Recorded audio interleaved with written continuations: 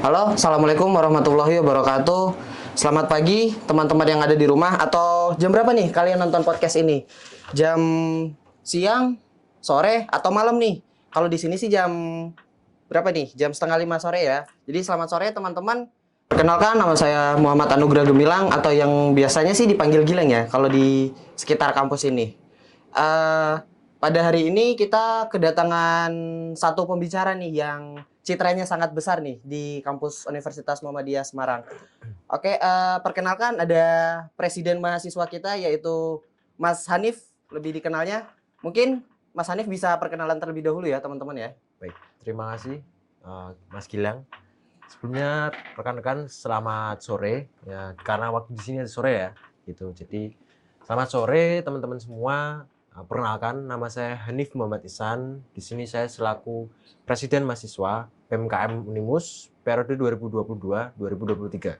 Saya berasal dari Fakultas Kedokteran Gigi Universitas Muhammadiyah Semarang. Oke, cukup jelas ya teman-teman. Sebelum kita melangkah lebih jauh nih Mas, kita bahas dulu seputar organisasi yang ada di kampus nih.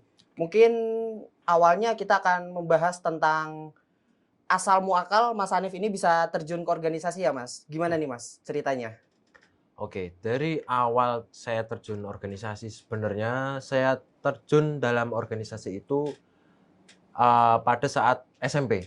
Jadi pada saat SMP itu awal saya sudah mengikuti namanya kegiatan OSIS. Mungkin teman-teman pernah dengar ya, ataupun pernah mengikuti kegiatan OSIS pada masa sekolah seperti itu. Lalu SMP saya mengikuti OSIS dan juga SMA pun saya aktif dalam organisasi OSIS. Yang pertama dulu saya pernah menduduki sebagai ketua OSIS di SMA saya dan juga pernah menduduki OSIS Kota Semarang dan juga OSIS Jawa Tengah seperti itu.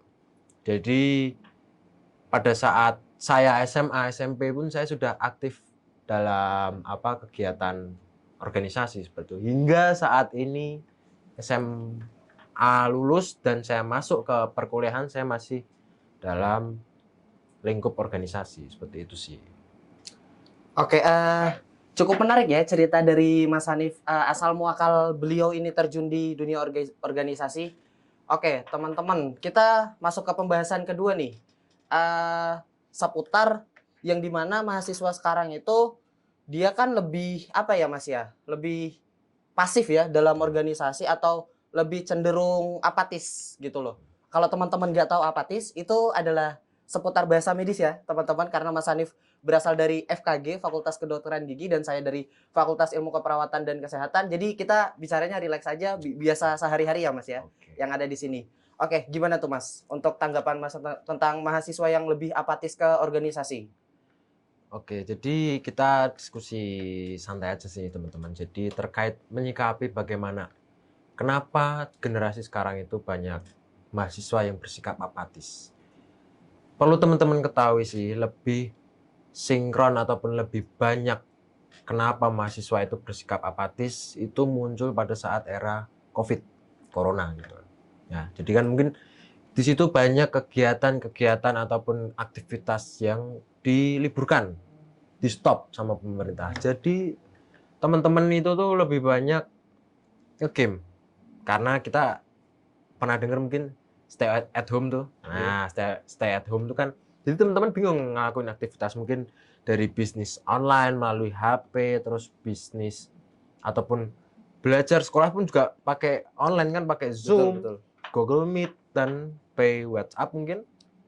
Nah, di situ teman-teman banyak yang tercemar selain hanya virus corona tapi juga virus gadgeting di situ. Jadi mungkin mereka asik dalam dunia sendiri tanpa memperdulikan sosial yang ada di sekitar mereka tuh.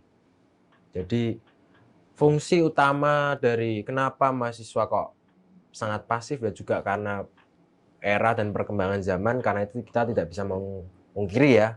Seperti itu sih. Jadi bagaimana kita menghegemoni teman-teman untuk merangkul, membuat minat dan ketertarikan mereka tuh terhadap organisasi ataupun isu-isu politik yang berkembang di negara kita ini, negara Indonesia. Nah, itu sih. Bukan Konoha apa Indonesia nih? Mungkin saja Oh, Konoha. Konoha aja. Kita sebut Konoha aja, Iya. Konoha. Biar Kalau tidak kalau ada. Indonesia terlalu belak-belakan ya Mas ya. Nanti ada tukang bakso lewat itu. Iya.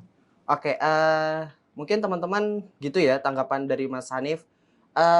Ini nih sedikit spill aja nih teman-teman. Mas Hanif ini adalah mahasiswa semester 7 ya Mas ya? Bener? Semester 8 sekarang. Oh iya, sekarang jatuhnya semester 8.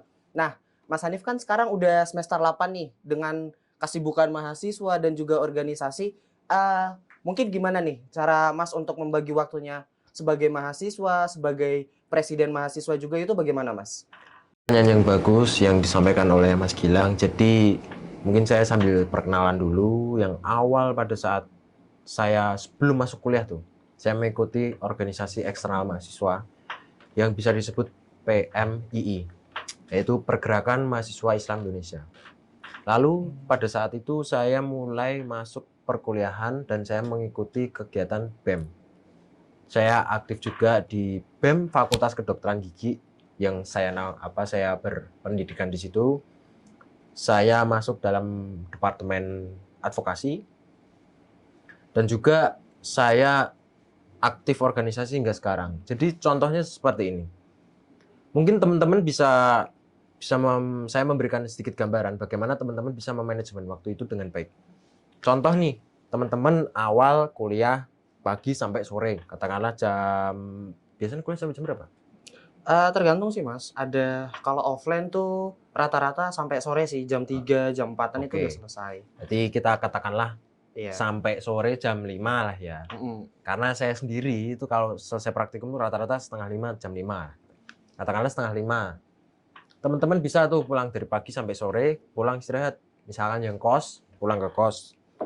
Mandi, istirahat, terus mungkin jika teman-teman organisasi bisa tuh kalau misalkan hari itu atau malam itu ada rapat tuh. Kalian bisa mulai rapat biasanya sih habis isya ya. Kalau sekitaran jam setengah 8 sampai jam 9 atau jam 10. Jadi kalian harus punya porsir, harus bisa memanajemen waktu itu. Kalau kalian nggak bisa disiplin ya susah juga sebenarnya gitu. Contoh seperti itu. Jadi pagi sampai sore kita kuliah, selesai kuliah berarti kita istirahat tuh di kos. Ataupun yang teman-teman masih bersama keluarga di Semarang tuh bisa pulang ke rumah istirahat dulu. Kalau memang ada rapat, mulailah setengah 8 sampai jam 9 atau jam 10. Selesai. Jadi teman-teman harus bisa membatasi waktu. Jangan sampai over sampai pagi gitu. Nah, karena kesibukan dan tuntutan akademik yang sangat tinggi, terutama FK dan FKG, jadi saya batasin sampai jam 10. Nantinya jam 10 sampai jam 12 ataupun jika selesai rapat jam 9, ya jam 9 sampai jam 12 kita belajar tuh. Kalau besoknya ada ujian, ada praktikum, biasanya kan belajar tuh ada pretest ya. Mungkin kalau orang-orang kesehatan pasti paham. Pretest biasanya ada kan di perawat. Itu pasti ada sih. Pasti ya, nggak mungkin nggak ada lah. Nggak ada ya aneh juga gitu kan perawat. Nah, belajar tuh misalnya pretest belum masuk lab. Nah, kayak gitu. Setelah itu jam 12 ataupun jam 11 kalian selesai, kalian harus cut. Istirahat. Tidur. Ya mungkin main HP kalau kalian selesai jam 11, sejam lah main HP cukup lah gitu. Ataupun ngabarin gitu kan, selesai. Terus tidur, istirahat, bangun pagi subuh gitu. Terus mulai kegiatan lagi tuh. Jadi teman-teman harus bisa memanajemen yang pertama kegiatan perkuliahan. Yang kedua waktu istirahat, misalkan sore pun kalaupun ada. Terus yang ketiga waktu organisasi. Yang keempat waktu istirahat untuk tidur. Itu penting. Gitu. Jadi waktu istirahat itu jika seseorang tidak bisa berpikir secara jernih, ya karena tubuh itu merasa kurang untuk istirahat. Contoh gini, kamu kurang minum air putih aja, air mineral, pasti kan nggak fokus tuh. Dehidrasi satu, yang kedua tingkat ke oksigen pada otak supply itu pasti kurang. Betul kayak itu. Perawat kan pasti kan tahu lah. Iya. Keluaran cairan tuh kan orang di sakit aja di rumah sakit kasih cairan infus kan berarti kan kekurangan cairan. Intake outputnya ya Mas ya, Nah, harus betul. balance ya. Harus balance seperti itu. Harus disiplin. Oke, cukup menarik ya menurut Mas Hanif time manajemennya beliau itu seperti itu. Kita bahas lagi nih Mas. Gimana ya manajemen organisasi? Kita nih tahu nih Mas, banyak sekali organisasi-organisasi di luar, bahkan di internalnya Unimus sendiri, seperti yang Mas katakan tadi, itu ada yang rapat bahkan sampai tengah malam banget nih Mas.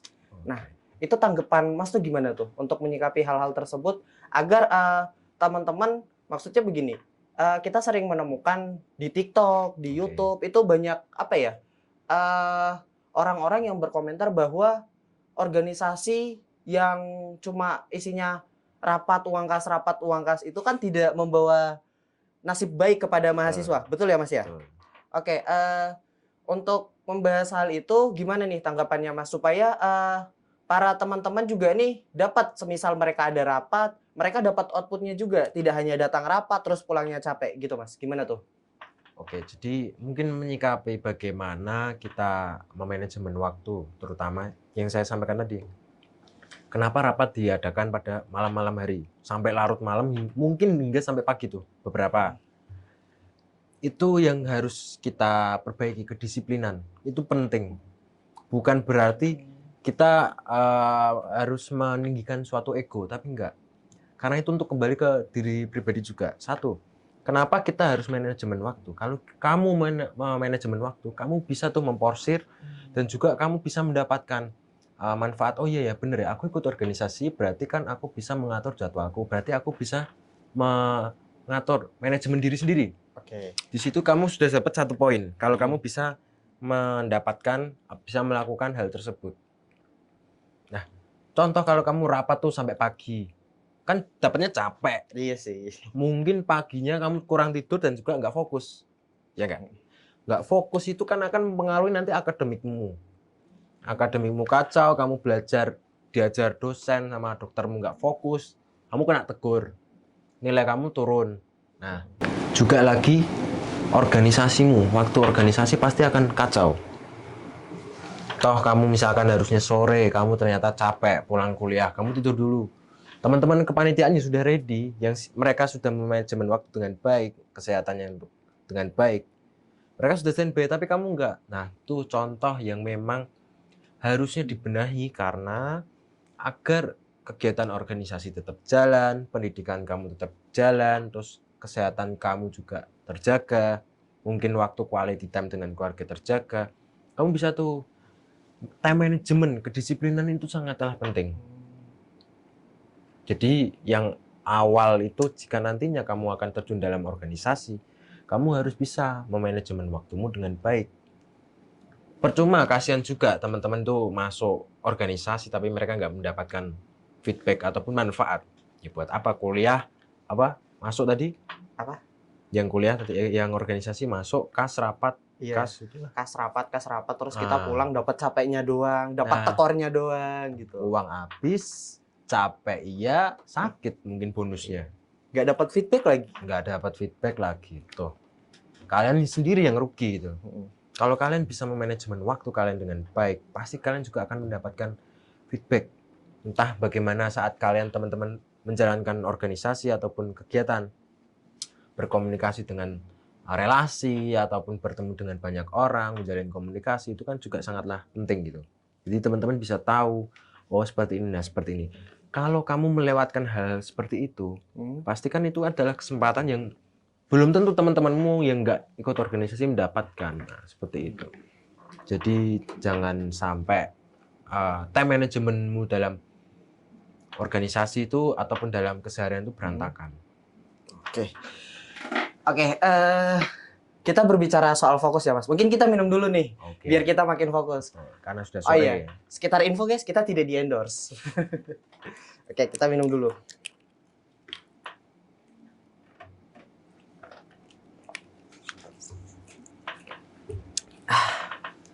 Oke, kita lanjut ya teman-teman.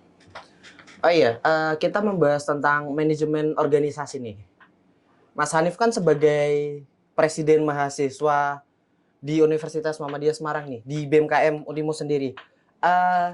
Untuk Mas sendiri nih, untuk mencapai satu organisasi yang